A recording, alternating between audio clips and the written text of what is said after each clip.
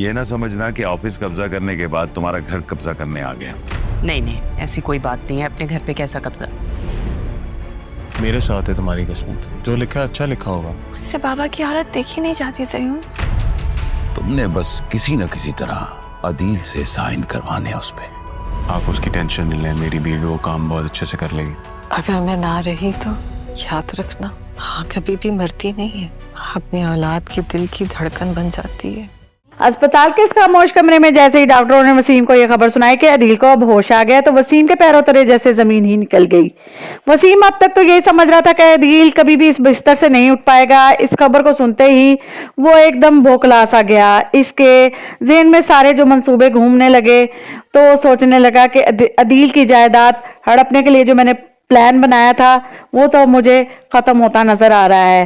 اگر عدیل اٹھ گیا تو اس کے سارے منصوبے بھی مٹی میں مل جائیں گے. وسیم جانتا ہے کہ عدیل کی بیوی آسیہ اسپتال میں نہیں ہے اور اس کو آنے میں کم از کم 1 سے 2 گھنٹے لگ جائیں گے.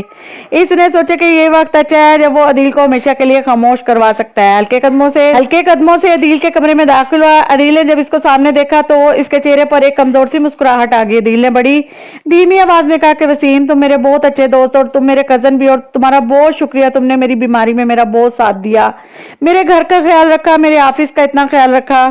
عدیل نے لرزتی ہوئی آواز میں مزید کہا کہ اب بہتر محسوس کر رہا ہوں. پلیز میری بیٹی بطول اور آسیہ کو یہاں پہ بلا دو، میں ان سے ملنا چاہتا ہوں.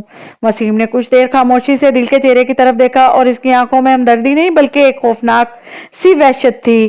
وسیم نے بڑے ٹھنڈے اور کٹھور لہجے میں جواب دیا، عدیل مجھے معاف کر دینا لیکن تمہارا اس دنیا میں زندہ رہنا میرے لیے خطرے سے خالی نہیں ہے.